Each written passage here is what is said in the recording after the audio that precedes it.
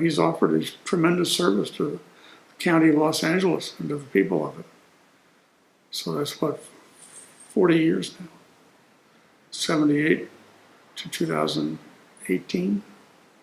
Wow, it's a long time.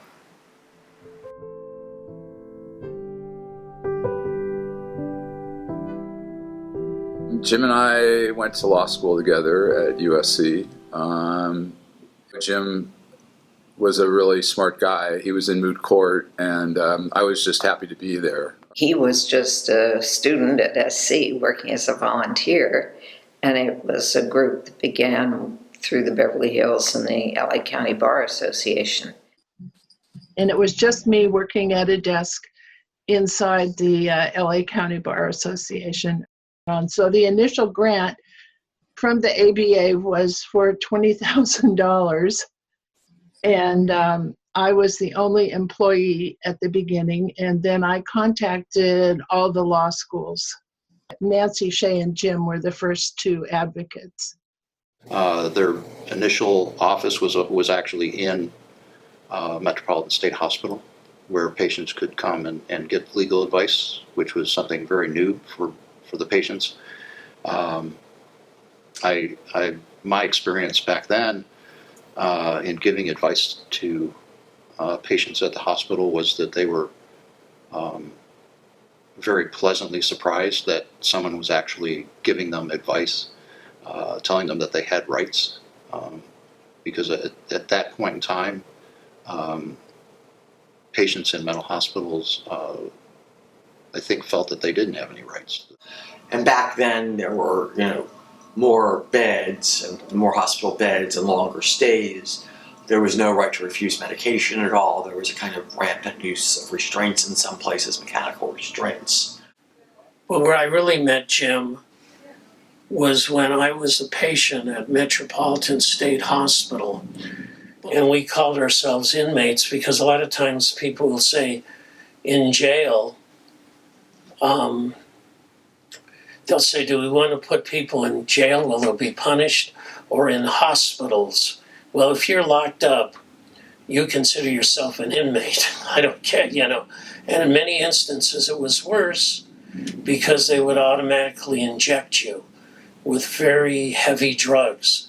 Some people I know have been helped, but especially if it's involuntary, feel a violation of your body and soul, they don't listen to you because, after all, who listens to a crazy person? And I just want to say what made Jim different than so many others. Jim treated me from the start as a human being, not as a diagnosis. No matter how good your treatment is or meds or whatever, if you're treated then less than as a human being, you're not going to necessarily recover. You will not be integrated in society because, just like racism or sexism, it's more than a glass ceiling, or it's a great barrier to people allowing you to even live in the community. In a sense, if the county is the provider of last resort, Jim was the advocate of last resort. When people couldn't get help anywhere else, couldn't find a way to deal with landlords or the justice system, Jim was, and MHAS was how it happened. He was just an exceptional worker. And as I told you when we talked before, I was always afraid, because he was so capable, that he was going to go on to one of the big firms and we would lose him as soon as he graduated. And instead, as you know, he stayed low this 40 years. And that's one of the main things that Jim exhibited by over 40 years of advocacy, that persistence is the key. And he showed that. And within that, he not only compiled a treasure trove of knowledge, he literally wrote the book on California mental health law with a co-author, but he also had the sensitivity and the knowledge of system change.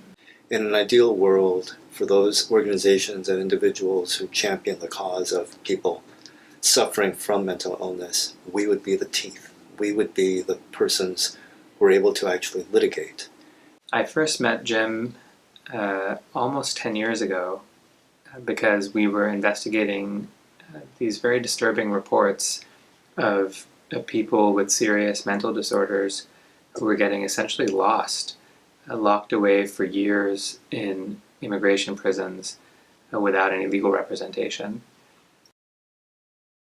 Jim was an incredibly intelligent person. It was very humble. He didn't need everybody in the room to know that. But in his quiet, assured way, when you spoke with him over time, he really was a brilliant legal mind. And actually, when we started doing this case, what became the Franco-Gonzalez litigation, we hadn't really even thought that we would be able to bring claims as disability discrimination claims under the Rehabilitation Act. But Jim thought that was the right approach, and he was really the one who pioneered that idea.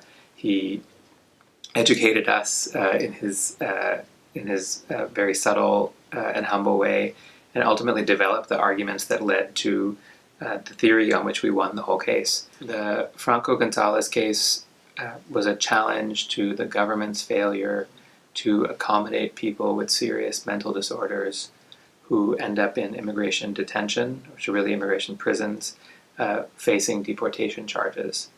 And we, through that case, won orders requiring the government to establish quite a detailed set of systems for identifying people with serious mental disorders, for evaluating them, to determine what their competency level was to perform different tasks, and perhaps most importantly, for those who lack the competence to represent themselves, it guaranteed a right to appointed counsel paid for by the government for people who are unable to represent themselves in immigration court.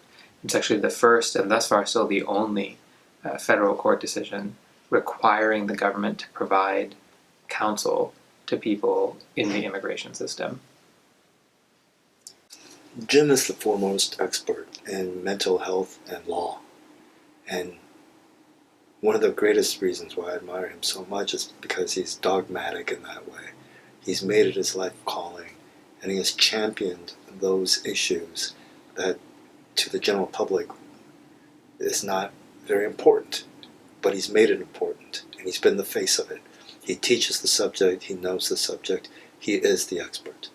He's been teaching mental health law to undergraduates for years and to my law students for several years now. And he's a really gifted teacher. I've kind of been in the classroom when he's teaching. He's just a really gifted teacher. But the funniest thing that I have for Jim is his incredible fashion sense. First time I saw Jim with shoes was at the law school graduation, and of course no one thought he owned a pair of shoes, but he actually wore a suit too. He looked pretty sharp. One thing I really enjoyed with him was watching him and his kids as they grew up. I mean, what great kids, and what a, warm, loving dad he was. He's an outstanding father and an outstanding role model of what every good parent should be, a good husband should be. He always sort of pivots and says, oh, it's because my children are brilliant, and my children are brilliant because my wife is brilliant. And that's probably true. In fact, I know it's true, but he's very humble about that. I don't know that I ever met an attorney doing this kind of very difficult human rights work who seemed to have more kind of equanimity about him. The work can really oppress you. It can wear you down. You can carry the weight with you. It can make your life really hard. And he seemed to have somehow learned to feel appropriately the urgency and importance of our work, but still also be able to enjoy time with his family, go bike riding with his daughter, just enjoy life at the same time that he was doing everything in his power to try and improve some of the real horrific human rights problems that he was working on. I'm very proud to call him a friend. He's done more than I can put into words. You know, of all the people I've known in the system for the last 40 years, Jim is probably the most principled, the hardest working in terms of always fighting for the underdog, always fighting for the person left behind, of anybody